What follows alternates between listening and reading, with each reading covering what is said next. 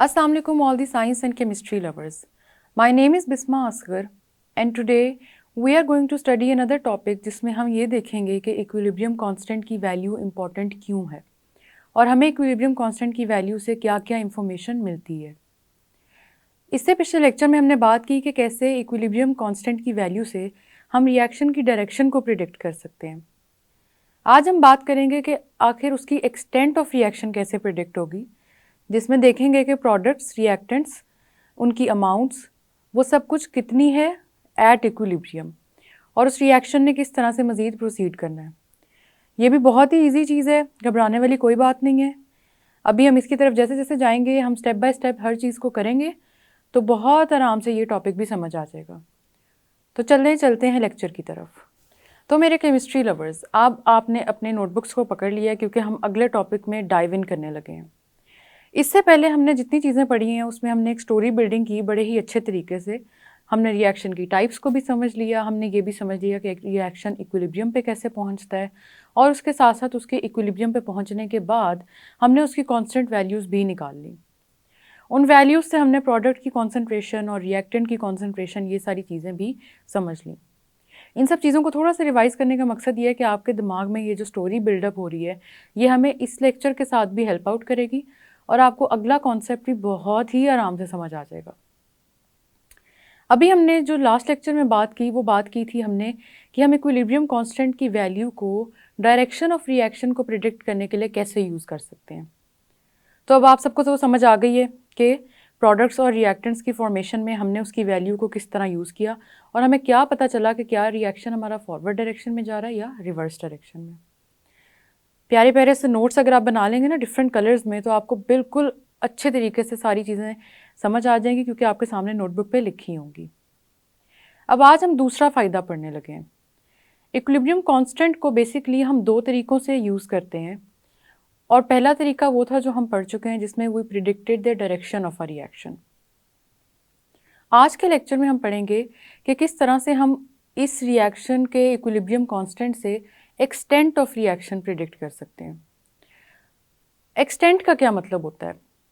Extent का मतलब होता है कि ये रिएक्शन किस हद तक जा चुका है। हद का मतलब ये है कि देखें, आपका रिएक्शन जब स्टार्ट होगा उसमें बनेंगे प्रोडक्ट्स, ठीक है, रिवाइज हो रहा है माइंड में। आपके बने प्रोडक्ट्स और फिर साथ ही आपके जो रिएक्टेंट्स हैं वो कन्वर्ट होते जा रहे हैं, मज़ीद प्रोडक्ट्स बनाते जा रहे हैं। कुछ इक्विलिब्रियम पॉइंट पे पहुंच के प्रोडक्ट्स जो हैं वो पहले रिएक्टेंट्स में कन्वर्ट हो जाएंगे और उसके बाद एक कंपेरेबल अमाउंट होगी जो रिएक्शन मिक्सचर में सेट हो जाएगी इक्विलिब्रियम पे। अब ऐसा है कि मैंने आपको कहा कि कुछ रिएक्शंस हैं इक्विलिब्रियम पर तो वो पहुंच गए हैं, लेकिन उनकी क्योंकि प्रोडक्ट और रिएक्टेंट्स, ये तो बात बिल्कुल दुरुस्त है कि प्रोडक्ट और रिएक्टेंट की वैल्यू कांस्टेंट पे जाके, इक्विलिब्रियम पे जाके कांस्टेंट हो जाएगी, मतलब कि उसने बिल्कुल जितनी है उतनी ही रहेगी। लेकिन अब हमने ये देखना है कि हमारे जो रिएक्शन मिक्सचर में है वो प्रोडक्ट्स कितने बन रहे हैं और रिएक्टेंट्स कितने बन रहे हैं। हो सकता है कोई ऐसा इक्विलिब्रियम पे रिएक्शन हो कि जिसके अंदर प्रोडक्ट्स ज़्यादा हों और रिएक्टेंट्स थोड़े हों। अब ये बात आपको कैसे पता चलेगी? ये बात आपको सिर्फ इक्विलिब्रियम की डायरेक्शन प्रेडिक्ट करने से तो नहीं पता चलेगी। डायरेक्शन में तो हमने क्वोशंट यूज़ किया था और हमने उसमें ये देखा था कि हमारा जो इक्विलिब्रियम है वो कब तक मेंटेन हो जाएगा, मतलब अभी कौन सा साइड का रिएक्शन चल रहा है और कितनी देर लगेगी हमारे इक्विलिब्रियम तक पहुंचने में। अभी हमने ये देखना है इक्विलिब्रियम कांस्टेंट की वैल्यू से कि इक्विलिब्रियम मेंटेन जब हो गया है तो रिएक्शन मिक्सचर में हमारे पास प्रोडक्ट्स और रिएक्टेंट्स की जो अमाउंट्स कांस्टेंट हुई हैं वो कितनी है, उसका थोड़ा सा हमने अंदाज़ा लगाना है। क्योंकि हो सकता है कि आपका जो रिएक्शन इक्विलिब्रियम पे पहुंच गया है उसमें प्रोडक्ट्स ज़्यादा हों, ऐसा भी हो सकता है कि उसमें रिएक्टेंट्स थोड़े हों या रिएक्टेंट्स ज़्यादा हों, और ऐसा भी हो सकता है कि दोनों की अमाउंट्स इक्वल हों। इक्विलिब्रियम पे पहुंचने का मतलब ये है कि आपका रिएक्शन फर्दर प्रोसीड नहीं करेगा, वो ऑलरेडी जितना बना दिया है उसने प्रोडक्ट और रिएक्टेंट उतना ही रहेगा। लेकिन उसका मतलब ये नहीं है कि आपके जो प्रोडक्ट और रिएक्टेंट की अमाउंट्स हैं वो इक्वल हैं। इक्वल होने का मतलब होता है कि वो बिल्कुल सेम है। सेम का मतलब है कि आपके पास, आप ये फॉर एग्जांपल कह देंगे कि रिएक्टेंट्स अगर 2 हैं तो प्रोडक्ट्स भी 2 होंगे। ऐसा नहीं होता इक्विलिब्रियम पे। हो सकता है कि आपके पास प्रोडक्ट्स 5-6 बन गए हैं, रिएक्टेंट 2 हैं और फिर भी इक्विलिब्रियम मेंटेन हो गया है। अब ये वैल्यूज़ हैं जो बिल्कुल कांस्टेंट हो जाएंगी, और कांस्टेंट का मतलब है कि ये हिलेंगी नहीं, ये चेंज नहीं होगी, ये यहीं पे रहेंगी। तो एक्सटेंट में हम ये देखते हैं कि अब जब इक्विलिब्रियम पे वो रिएक्शन पहुंच चुका है तो उसमें प्रोडक्ट्स कितने हैं और रिएक्टेंट्स कितने हैं। बहुत सिंपल सी बात है, दोबारा फॉलो अप कीजिएगा कि हमने ये देखना है कि आपका जो इक्विलिब्रियम पे रिएक्शन पहुंच गया है वो किस हद तक गया था, उसमें कितने प्रोडक्ट्स बने हैं और उसमें कितने रिएक्टेंट्स बने हैं। क्या उसमें प्रोडक्ट्स ज़्यादा हैं या उसमें रिएक्टेंट्स ज़्यादा हैं। ऐसा भी हो सकता है कि उन दोनों की वैल्यू सेम हो। तो 3 कंडीशंस हो गई ना। एक कंडीशन वो है कि जिसमें इक्विलिब्रियम पे आपके प्रोडक्ट्स की अमाउंट जो है वो बहुत ज़्यादा होगी। दूसरी कंडीशन ये है कि आपके इक्विलिब्रियम पे रिएक्टेंट की अमाउंट बहुत ज़्यादा होगी, मतलब प्रोडक्ट थोड़े होंगे। और तीसरी कंडीशन ये है कि दोनों की अमाउंट कंपेरेबल है, मतलब तो ऑलमोस्ट इक्वल है, बराबर बराबर जा रहे हैं, ना किसी एक की बहुत ज़्यादा है ना किसी एक की बहुत कम है।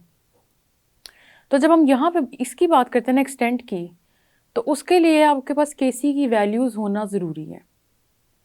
आपके केसी की वैल्यूज़ या तो बहुत बड़ी हो सकती हैं या बहुत छोटी हो सकती हैं। अब जब हमने डायरेक्शन ऑफ रिएक्शन को प्रिडिक्ट किया तो हमने रिएक्शन कोशेंट को यूज़ कर लिया और फिर उन दोनों वैल्यूज़ को कंपेयर करके हमने डायरेक्शन की प्रिडिक्शन कर ली।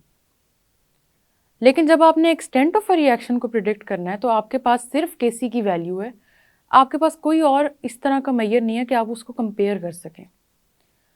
तो फिर कैसे पता चलेगा कि वैल्यू बड़ी है या छोटी है। अगर तो कोई ऐसी वैल्यू है जो बहुत ही ज़्यादा हंड्रेड्स थाउजेंड्स में जा रही है तो बिल्कुल कॉमन सेंस की बात है कि हाँ जी वो वैल्यू बहुत ही बड़ी है।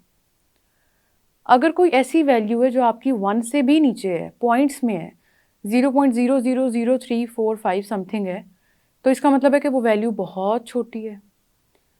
और यही मैं कह दूं कि कोई वैल्यू है जो 1 से थाउजेंड्स या हंड्रेड्स के दरमियान में कहीं लाई कर रही है, तो इसको आप कह देंगे कि ये आपकी जो वैल्यू है वो मॉडरेट है। तो लार्ज वैल्यू हो गई जो बहुत ही ज़्यादा नंबर्स में जाती है, थाउजेंड्स तक जा रही है, हंड्रेड्स थाउजेंड्स तक जा रही है, ठीक है। दूसरी तरफ आपकी स्मॉल वैल्यूज़ हैं जो बहुत छोटी हैं, जो 1 से भी नीचे हैं, पॉइंट्स में 0 पॉइंट समथिंग, 0.00 समथिंग। तो ये आपकी बहुत छोटी, क्योंकि वैल्यूज़ ही बहुत छोटी चली गई है ना, वो पूरे 1 के इक्वल भी नहीं है। तो अब आप फॉलो अप कर रहे हैं कि किस तरह आपके पास अगर कोई भी न्यूमेरिकल वैल्यू दी हुई है तो आपने उसको अंडरस्टैंड कैसे करना है कि वो वैल्यू न्यूमेरिकली बड़ी है, छोटी है या बस ठीक है, मॉडरेट है। अगर वो बहुत बड़ी है तो इसका मतलब वो हंड्रेड्स थाउजेंड्स में जा रही होगी, बहुत छोटी है तो वो 1 भी नहीं होगी, वो पॉइंट्स में चली जाएगी, डेसिमल में चली जाएगी। और अगर वो मॉडरेट है तो वो इन दोनों के कहीं मिडल में फॉल करेगी। इस तरह से हमें न्यूमेरिकल वैल्यू को जज करना आ गया कि वो बड़ी है या छोटी है, whether the value is big और स्मॉल। अब अगर आपके पास न्यूमेरिकल वैल्यू बहुत बड़ी है तो इसका मतलब है कि आपका इक्विलिब्रियम पे रिएक्शन मिक्सचर के अंदर almost all the reactants have converted into products. आपके पास जितने रिएक्टेंट्स थे वो सारे के सारे प्रोडक्ट्स में कन्वर्ट हो चुके हैं। और अगर रिएक्टेंट कुछ बचे भी हैं तो उससे इतना ख़ास फ़र्क नहीं पड़ता, क्योंकि जो रिएक्टेंट्स थे वो बहुत ज़्यादा अमाउंट में प्रोडक्ट्स में कन्वर्ट हो चुके हैं। तो आपके रिएक्शन मिक्सचर में प्रोडक्ट की जो क्वांटिटी है वो ज़्यादा होगी। इसी तरह आपके पास जो न्यूमेरिकल वैल्यू केसी की आई है वो बहुत ही छोटी है, पॉइंट्स में चली गई है। तो इसका मतलब है कि आपके रिएक्शन मिक्सचर के अंदर रिएक्टेंट्स अभी ज़्यादा हैं और प्रोडक्ट्स बहुत थोड़े हैं, मतलब अभी सारे के सारे रिएक्टेंट्स ने प्रोडक्ट्स की फॉर्मेशन नहीं की। और अगर आप कह दें कि आपकी वैल्यू मॉडरेट है, इधर इन दोनों लार्ज और स्मॉल वैल्यूज़ के कहीं मिडल में फॉल कर रही है, तो इसका मतलब है कि आपके पास रिएक्शन मिक्सचर के अंदर प्रोडक्ट्स और रिएक्टेंट्स की अमाउंट ऑलमोस्ट इक्वल है और वो रिएक्शन इक्विलिब्रियम पे उसमें दोनों हैं विद कंपेरेबल अमाउंट्स। कंपेरेबल का मतलब होता है कि आप ये कह सकते हैं कि वो करीब करीब वैल्यूज़ होंगी या बिल्कुल इक्वल वैल्यूज़ होंगी। तो आपने फॉलो अप किया कि किस तरह हम वैल्यू से उसका रिएक्शन मिक्सचर का अंदाज़ा लगा सकते हैं। अभी मैं यहाँ पे 3 रिएक्शंस और उनकी केसी की वैल्यूज़ को शो करूँगी और फिर हम उसका मिल के अंदाज़ा लगाएंगे कि क्या हमने जो अभी पढ़ा है हमने उसको फॉलो अप सही तरह किया है, ताकि हम उन केसी की वैल्यूज़ से ये देख सकें कि रिएक्शन में प्रोडक्ट ज़्यादा हैं, रिएक्टेंट ज़्यादा हैं या दोनों कंपेरेबल अमाउंट्स में हैं। उसके लिए आए चलते हैं हम लाइट बोर्ड की तरफ और इसको मज़ीद देखते हैं। और फिर वहाँ पे लाइट बोर्ड में जब मैं वैल्यूज़ लिखूँगी तो पहले हम आपस में गेस करेंगे ताकि यहाँ अंदाज़ा हो जाए कि जो कॉन्सेप्ट अभी तक हमने लिया है वो हुआ है कि नहीं, और फिर उसके बाद हम आंसर्स देखेंगे कि क्या वैल्यूज से हमने सही अंदाजे लगाए हैं या नहीं। तो आए चलते हैं लाइट बोर्ड की तरफ। तो अभी तक मेरे जितने केमिस्ट्स ने अपने नोट्स बनाए और उस पर लिख दिया है कि हमारे पास 3 तरह की जो वैल्यूज़ होती हैं उनमें कैसे प्रिडिक्ट करना है कि लार्ज कौन सी है, स्मॉल कौन सी है और मॉडरेट कौन सी है। तो उससे हमने एक रूल भी अभी पढ़ा था कि लार्ज होगी तो प्रोडक्ट ज़्यादा होंगे, स्मॉल होगी वैल्यू तो रिएक्टेंट ज़्यादा होंगे, और अगर मॉडरेट सी वैल्यू है तो इसका मतलब है कंपेरेबल अमाउंट्स है। यहाँ पे आप देख सकते हैं कि मैंने 3 एग्जाम्पल्स लिखी हैं और उनकी केसी की वैल्यूज़ भी लिखती हैं। बारी बारी हम इन रिएक्शंस को समझेंगे और फिर उसकी केसी की वैल्यू से प्रिडिक्ट करने की कोशिश करेंगे कि हमारे पास रिएक्शन मिक्सचर में किसकी अमाउंट्स आता है। पहला रिएक्शन देखें, कार्बन मोनोऑक्साइड ऑक्सीजन के साथ कंबाइन कर रहा है टू फॉर्म कार्बन डाइऑक्साइड।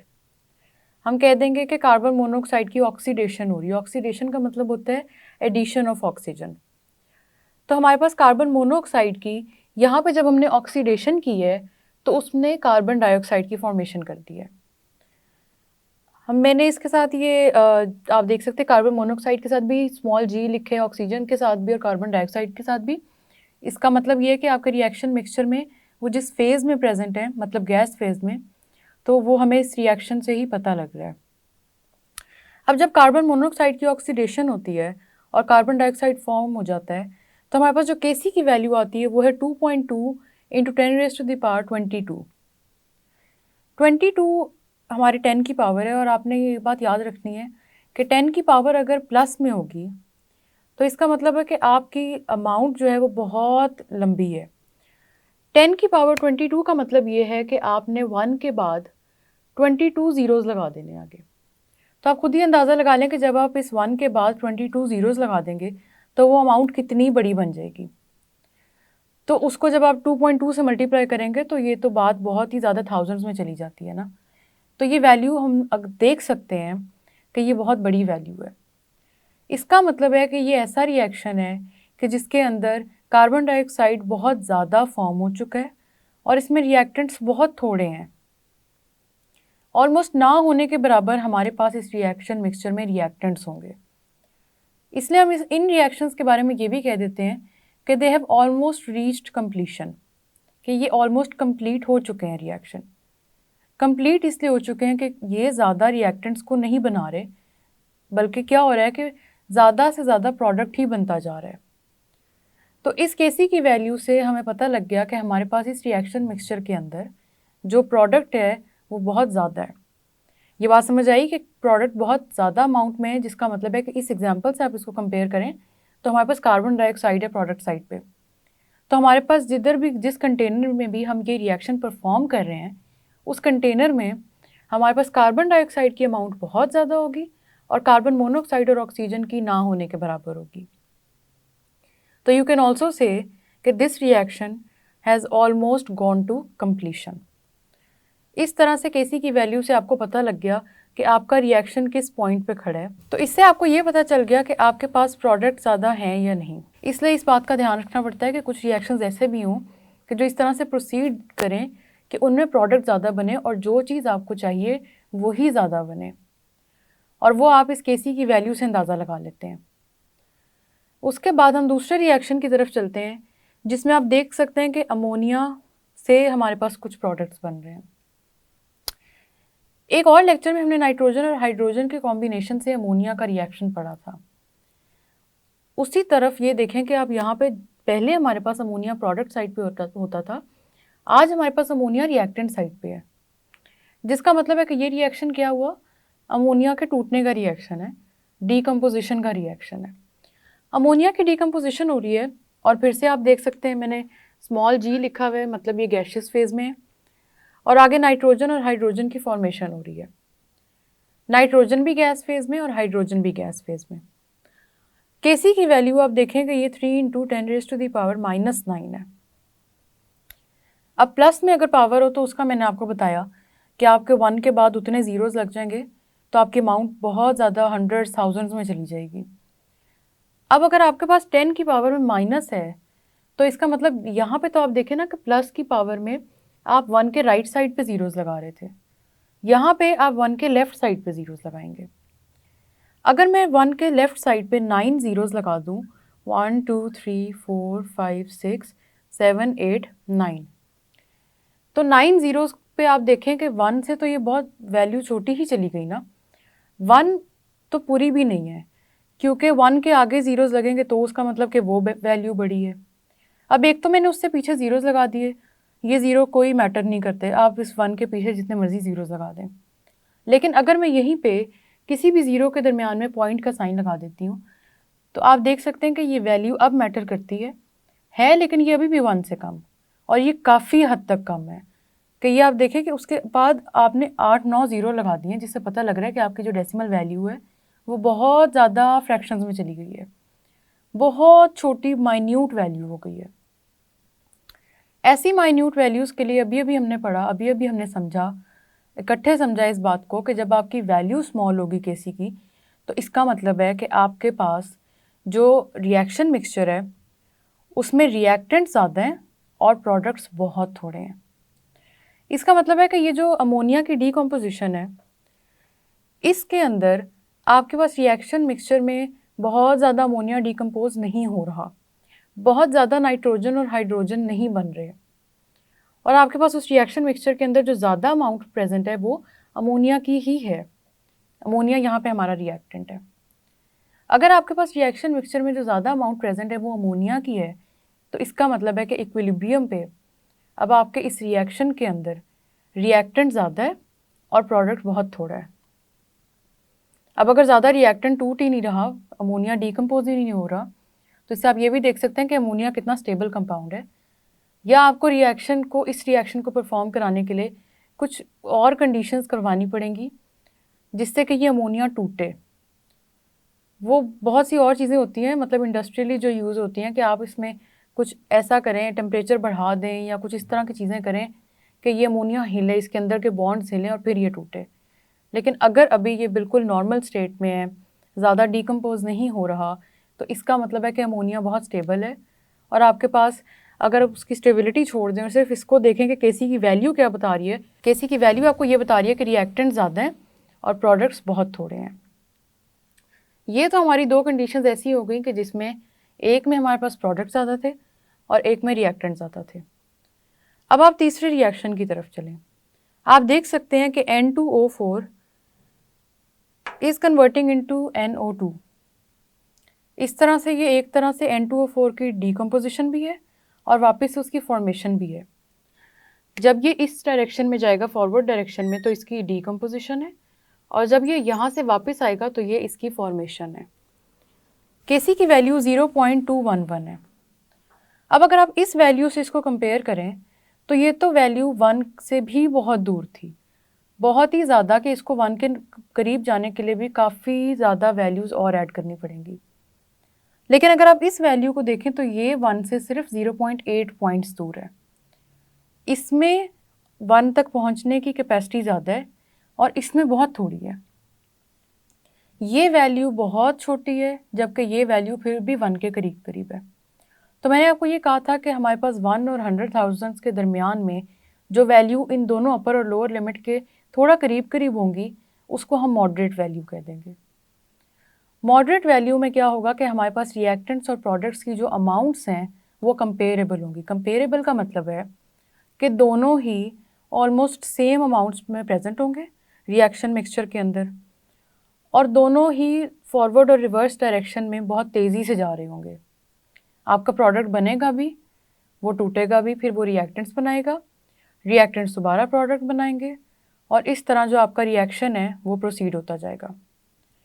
तो आई होप आपको इन तीनों कंडीशंस में समझ आ गई होगी कि आपका रिएक्शन किस तरह से प्रोसीड करेगा, और केसी की वैल्यू से आपने अंदाज़ा लगा लिया होगा प्रोडक्ट और रिएक्टेंट की अमाउंट का। तो आज आपने देखा कि किस तरह हमने कितने आराम से ये बात समझ ली कि हमें इक्विलिब्रियम कांस्टेंट की वैल्यू से एक्सटेंट ऑफ रिएक्शन कैसे पता लगेगा, और आपको ये भी पता चल गया कि आपने किस तरह एक गिवन वैल्यू से ये प्रिडिक्ट करना है कि उसमें प्रोडक्ट्स कितने हैं और रिएक्टेंट्स कितने हैं। तो इतने आराम से हमारा पूरा का पूरा इक्विलिब्रियम कांस्टेंट का जो कॉन्सेप्ट था वो ना सिर्फ हमें समझ आ गया है बल्कि हमारी पूरी तरह से उस पर ग्रिप भी हो गई है। बहुत स्ट्रेट फॉरवर्ड ही इसमें से क्वेश्चंस आते हैं जिसमें यही पूछा जाएगा कभी आपको वैल्यू ज़्यादा दे के कि आखिर उसमें आप प्रिडिक्ट करें कि रिएक्शन कहाँ तक पहुँचा है, और कभी आपको कोई छोटी वैल्यू दे देंगे।